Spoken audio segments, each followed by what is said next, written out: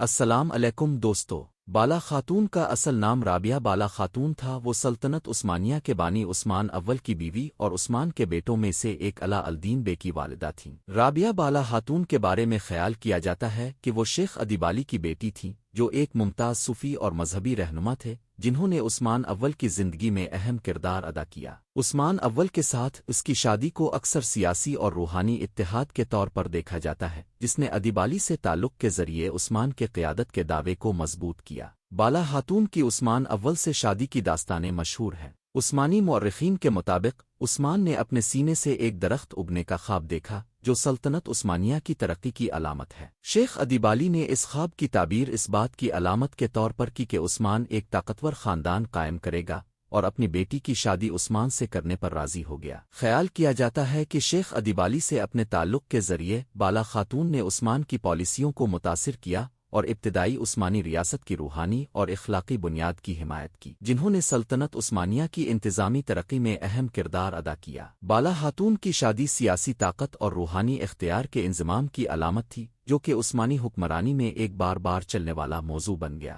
اگرچہ اس کا تاریخی نقشہ عثمان کی فوجی کامیابیوں سے کم دستاویزی ہے، لیکن خاندانی تعلقات کے ذریعے اس کے اثر و رسوخ نے ابتدائی سلطنت کی تشکیل میں مدد کی۔ خیال کیا جاتا ہے کہ رابعہ بالا خاتون کا انتقال 13 صدی کے آخر 14 صدی کے اوائل میں ہوا۔ کچھ اکاؤنٹس بتاتے ہیں کہ وہ اپنے والد شیخ ادبالی کے قریب بلیجک میں دفن ہیں، جہاں ان کے مقبرے عثمانی ورثے کے اہم مقامات ہیں۔ رابعہ بالا خاتون کو سلطنت کے بانیوں میں سے ایک کے طور پر عثمانی روایت میں احترام کیا جاتا ہے۔ عثمان کی بیوی اور علا الدین بے کی والدہ کے طور پر اس کا کردار عثمانی خاندان سے تعلق رکھتا ہے، جس نے ابتدائی عثمانی ریاست کو تشکیل دینے والی عملی قیادت کے ساتھ روحانی رہنمائی کو ملایا۔